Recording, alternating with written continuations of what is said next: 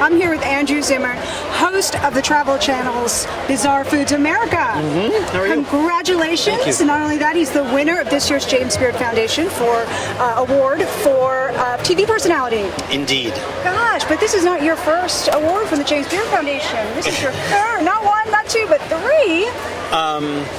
That's amazing. Yes, I was hoping we'd avoid that. It's not that it's uncomfortable. It's just that it's kind of shocking. It's almost like they're talking about somebody else.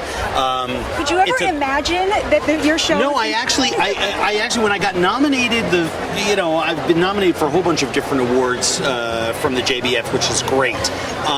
To win Best on Location Show once, and then I won TV Personality. I never thought I'd be nominated. It's like, someone else gets a turn, and shocking of shocks, I got nominated again, and Here we are. to win that twice was pretty You know what amazing. I noticed? I noticed watching you that you are very comfortable in the TV personality job. Yeah. And did that come naturally to you? Did you have to study? Yes and no. You do. I mean, the best thing that ever happened to me is I spent 6 years doing live local news. And, as you know from doing what you do, getting out there, making a story, having to talk in front of a camera, having to talk to other people, having to punt in a lot of cases. When you're the guy with the live truck out at the corn maze every year, and the high school marching band doesn't show up, and you're out there, and it's just a pile of dead corn. You learn very quickly how to make something out of nothing. You do it That was so the best well. training that I ever had. You do it so well, and I think that your true personality really comes through. It's not like you're Thanks. hiding anything. Thanks. Do you know something? It's interesting that you say that, because there was a point in my TV career, probably the first episode of Bizarre Foods we ever made, where I thought to myself, okay, I'll be this person, and the voice in my head that won out was like, no, just be yourself. And I think the problem a lot of people bump into in our business is they're not themselves. You sort of have to roll the dice. Because if you're successful and the show keeps going, imagine how painful it is to be acting, especially doing docu-reality television. And the anchorman voice, Well, the yeah, robot it's voice. terrible. I mean, you just got to be yourself and hope people like you. You are, and I think that's one of the reasons why you're here, and people love watching you. Now tell me about the process. You created the show, you're producer of the show. Yep. You're a small crew, obviously. Do you go out with... It's a very small crew. I work with a really great production company, Tremendous Entertainment. Hair and makeup too? Yourself? No, the show really does begin and end with the stories that we chase down about foods in their own terroirs. If food is great, food with a story is best of all, but food with a story people haven't heard about is what keeps our show relevant. That, and I think I think as the conscience of the show, I'm always reminding everyone involved in it how important it is to stay true to our fundamental idea of practicing patience, tolerance, and understanding with other people and other cultures, and learning about them through food. If we can do all those things, then we're very successful. Any story that passes those litmus tests then works for us. And your previous show was more of a global show. You went around the world, correct? Yep. And now it's Bizarre Foods America. Well, I wanted to... why are we skipping all these great stories right here at home? I mean, the very first domestic episode that we ever shot was something that I was just amazed by.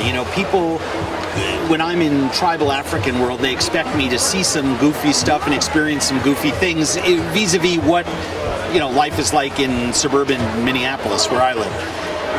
When you uncover stuff in America, it becomes even more profound, and our country is built on the premise that people from everywhere are welcome here, and the American dream is still alive and well. And so to be able to tell immigrant stories about food in our country, because there really is no American food unless we're with some of the first peoples of our country, which we've done 5 or 6 of those shows, and eating buffalo and pemmican and rolling pumpkins into fires. We are a nation of immigrants, and I think it's important to tell those stories where we find them. And it's so interesting because your show really pulls us all together to the table, let's say. We pulls us together because we learn about other cultures. Yeah. You have to go in there and actually eat some of those foods. The fun part for me, I remember a show in Finland, and I was sitting, we always do a family meal in every episode, and I didn't speak their dialect of Finnish, and they didn't speak English, but I was laughing at all the grandmother's jokes, and they were laughing at the things I was saying, and I realized that you don't need to speak the same language, because at the dinner table, I knew the mom was saying, sit up straight, finish all your food, pass him the water first, make sure, don't take all the lingonberries. I mean, I knew what she was saying because that's what we would be saying in my home. And I think that's a very profound experience. Humanistic. Well, the degree, what we preach in our show is that the degree to which we all have so much in common is how we should define ourselves, not by our differences. Language, sexuality, religion, political attitude. What we're supposed to do, and I think we celebrate that in Bizarre Foods, is celebrate our commonalities, like food. Math and music are great, but if you take someone's tape deck away or their, I'm dating myself, you take away someone's DVD, CD collection, take away their iPod. Or you take away their quadratic equation, there's not going to be a revolution. But if you take away their rice or potatoes, there's going to be blood in the streets. And I think that's important to remember. Food is the great common denominator. So true. Is there one thing that most surprises you about what you do when you travel around? How I'm able to keep doing it.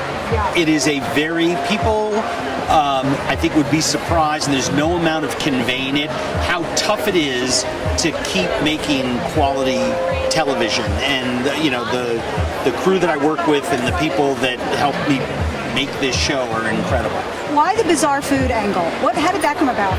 It's so interesting. Well, like I said before, I mean, food with a story people haven't heard about is best of all. And where do you find those things? It's at the fringe, and that fascinated me.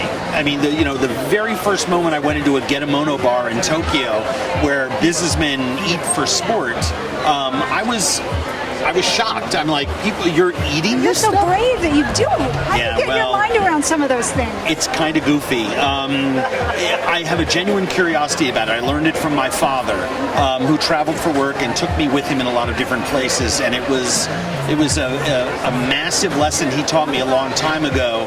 That and it is a cliche, but it is true. When in Rome, do as the Romans. You'll learn more. He also taught me that, and I'm, look, I mean, I want to teach art history at one point in my life. I love museums, but I learn more about a country going to a rural vegetable market than I do walking around looking at 2,000-year-old sculpture. It's amazing. What you do is amazing. Now, you have a relationship with the James Beard Foundation long before you were awarded these awards. I do. Well, I've always been active in the organization. My father introduced me to James Beard when I was very, very young. My dad lived on Horatio Street in Manhattan, right around the corner from Jim's house that is now Foundation headquarters, HQ, so to speak. So I've always felt a kinship with the food greats of that generation, and it was Beard and Craig Claiborne and Alfredo Viazzi and Jim Clancy, who just passed away, and a lot of men who were trying to tell people about what was available if you embraced a food life in terms of learning about culture. And I learned it from those guys as a young man, or at least I was exposed to it. So when I came around to this later on in life, things happened in a very good way for me. Now, I have to ask, is there anything you won't try? Walnuts. I did not expect I've eaten it my whole life. It's the last thing I want to try. Now, you talk a lot about your father and how he really helped to shape who you became. Yeah. You have children? I do. My son Noah is 8. Are they interested in what you do?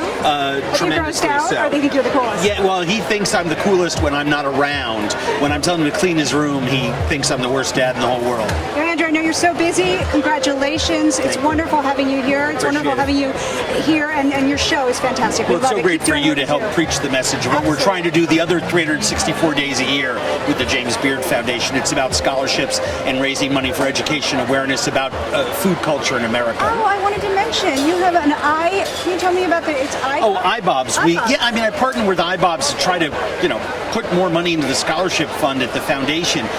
People know about the awards, they know about events like these, they know about dinners at the Beard House, but what they don't understand is how vitally important it is to educate and make aware this next generation of American chefs and food lovers. There's not enough space in restaurants for all the people coming out of cooking schools, but those young people that are getting Beard scholarships are going to solve water problems, food insecurity, food distribution problems. They are our future, and food will solve our problems. The correcting where we've made mistakes over the last 2 decades, I think, is vitally important work, and the foundation does a lot of that. Well, Andrew, thank you so much for joining us here on VPH. Keep doing what you're doing. I appreciate we love it. it.